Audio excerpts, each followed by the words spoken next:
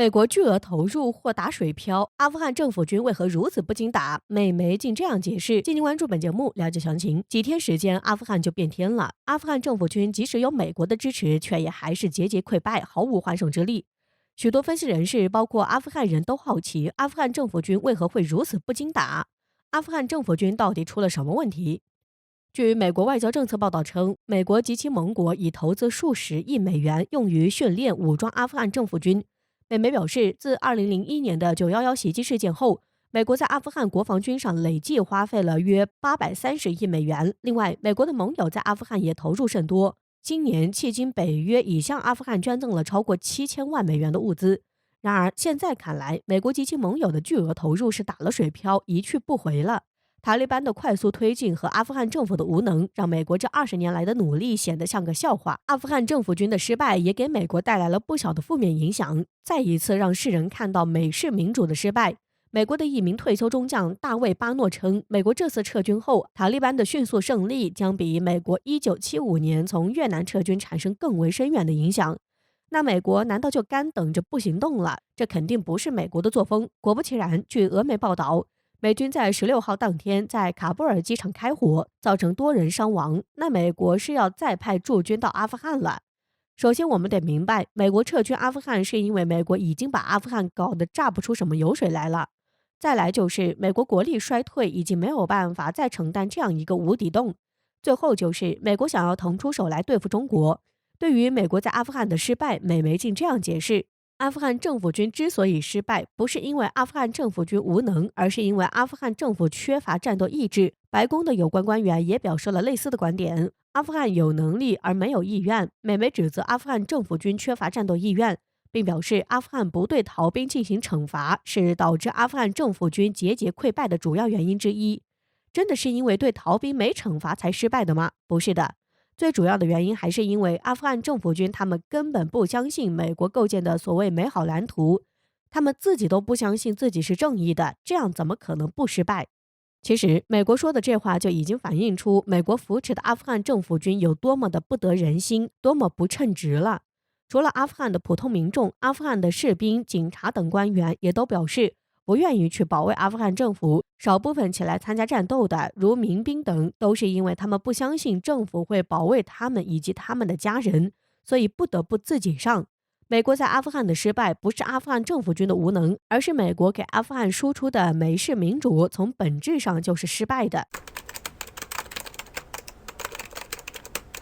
中国半导体再进一步，美国的卡脖子要失效了，芯片真的会在明年实现量产吗？中科院发出了什么样的信号？为何说国产芯片将迎来黄金时期？自从被美国制裁以后，中国在半导体行业投入了很多的研究人员，在原本没有研究这一块的情况下，纷纷投入这个领域的研究，让原本低迷的半导体行业重新焕发了新的光芒。不过研究归研究，在半导体芯片制造上，中国落后了很多，所以之前中国一直在努力赶超国外。不过如今却是到了中国慢慢收果子的时候了。不久前，中国电子信息产业发展研究院电子信息研究所所长温晓军接受了媒体的采访，在被问及有关国产芯片发展的时候，温晓军表示，我国自己研究生产的14纳米芯片或可在明年年底就可以彻底实现量产，而这一步也意味着中国国产芯片将迎来最好的时期，这或许就是芯片发展中最为黄金的时期。其实真要说到14纳米的芯片，很多人都并不怎么重视，毕竟现在国外都在研究5纳米、3纳米之类的嘛。这一相比，如果单是14纳米的芯片量产，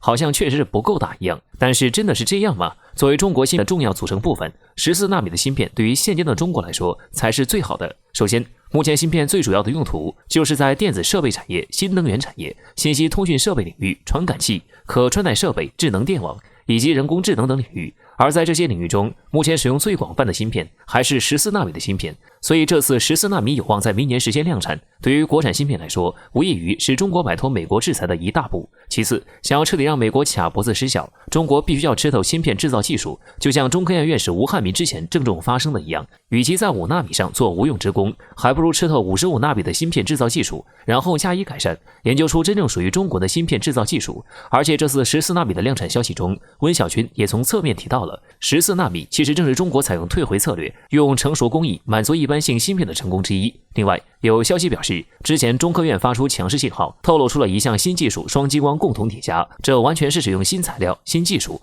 不需要光刻机的技术，只需要利用光子的特性原理，就能完成信息储存传输。说实话，如今正是中国芯片的黄金发展时期。新技术、传统材料的芯片制造，中国一直不断研究精进；新技术、新材料的芯片制造，中国更是完全不输美国。之前，中科院、清华、华为、紫光、中芯国际等一批投入了半导体行业的佼佼者，纷纷发布了各种有关中国半导体行业的好消息，可以说已经达到了一种百花齐放的时候。如今，中国只需要继续保持这个劲头，中国市场必将直接把美国排除在外，甚至中国半导体更是足以再进一步成为全球的佼佼者。东部战区在台周边演练，美军却早已藏兵3万，阿富汗战败，拜登慌了，最后一面王旗要倒。敬请关注本节目，了解详情。17号，东部战区新闻发言人施毅陆军大校对外表示，中国人民解放军东部战区于当天出动包括反潜机、歼击机、作战舰艇在内的多军种力量，在位于台岛东南以及西南等周边海空域组织联合火力突击等实兵演练。相比此前演练，这一次东部战区权威发声，明确指出，演练的目的是检验战区部队一体化联合作战能力，以确保在维护台海安全形势和国家主权的前提下采取必要的行动。声明中，施毅不做任何掩饰地对美台近段时间以来的勾结进行了严厉的批评。美国接连对台发出错误信号，严重侵犯中国主权的同时，也对台海地区的和平稳定造成了严重的破坏。对此，这一次东部战区多军种在台岛周边海空域的实兵演练，就是对外部势力干涉中国内政和台独势力挑衅的严正回应。解放军就是蓄势待发，做好随时准备等待敌人的第一枪开启后重拳出击。中方发这么大火，仅仅因为美台勾结吗？就在东部战区宣布在台周边演练的同一天，美国国会参议院的一名共和党资深参议员说漏了一组美国在亚洲和欧洲等国家驻军的惊人数据。根据该参议员的说法，美国居然在台地区有高达3万的驻军。到目前为止，这名参议员的话并未得到证实，但宁可信其有，不可信其无。毕竟，早在美军紧急从阿富汗撤离开始，外界就认定了美国是在集中力量对付中国，图谋台海、南海。顺着这个角度来看，近日阿富汗溃败必定会在美国引发滔天大浪。美国过去20年花费了800-900亿美元在阿富汗打造一支现代化军队，结果短短几周就被塔利班打败，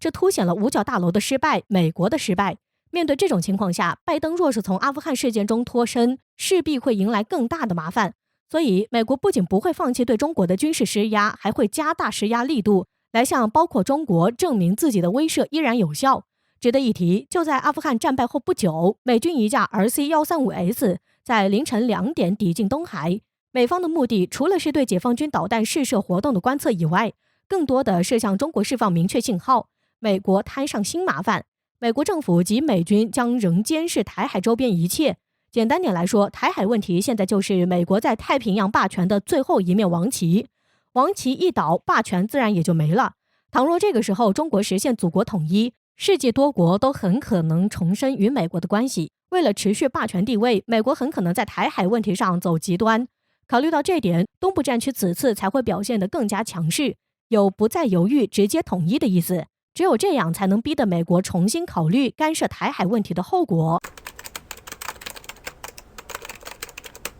布林肯打电话求助中国，祈求帮美走出阿富汗困局，但中国干嘛要管美国的死活？敬请关注本节目，了解详情。据《环球时报》的消息称，在8月17号，美国国务卿布林肯打电话求助中国。在通话中，他希望中国能帮助阿富汗有序移交权力，在建立包容各方的新政府方面发挥重要作用。简而言之，布林肯这通电话就是在祈求我国帮美国走出阿富汗困局。阿富汗现在的问题，美国已经解决不了，希望中国帮帮忙，怎么也得让美国从容地与阿富汗彻底脱离。但就最近美国的表现来看，显然没有一个求人办事的态度。毕竟在阿富汗撤军问题上，美国舆论一直对外宣称是要集中力量应对中国的威胁，现在却又反过来要中国帮他摆脱这一困境。难道是觉得中国人吃饱了没事干，还是觉得中国现在闲得慌，必须要去做这种费力不讨好的事？所以毫无疑问的是，布林肯无理的请求直接遭我外交部回怼，在面对全球不断出现的挑战和亟待解决的地区热点问题时，中美之间应该进行协调合作。这虽然也是国际社会的普遍期望，但是美方不能一方面处心积虑遏制打压中国，损害中方的正当权益，而另一方面又期望中方支持配合，这类逻辑在国际交往中是从来不存在的。简而言之，那就是中国干嘛要管美国人的死活？首先，如果美国没有在阿富汗遭受重大挫折的话，他们是绝不会理性的坐下来谈判的。要知道，当初在中美贸易战刚刚开始的时候，中方一直在单方面寻求与美国对话，希望和平解决两国贸易争端，但美方不顾事实，继续打压中国。所以说，此次布林肯致电的结果，必然如著名的国际关系专家金灿荣所评论的那般，想得美。再说了，在过去100-200年的时间里，阿富汗的遭遇一次又一次的在证明，任何外部势力试图干涉阿富汗的企图，最终都将以失败告终。无论是号称日不落的英国，还是同美国分庭抗礼的苏联，都曾跳入这一泥潭，美国只是其中的一个而已。即使没有美国的这通电话，中国也将继续支持阿富汗的和平进程。但这并不意味着中国会像美国想象的那样，美国用霸权角度来揣度中国人的意图，这就注定了双方的立场永远不会站在同一边。再说，现在美国对中国的态度可并不友好。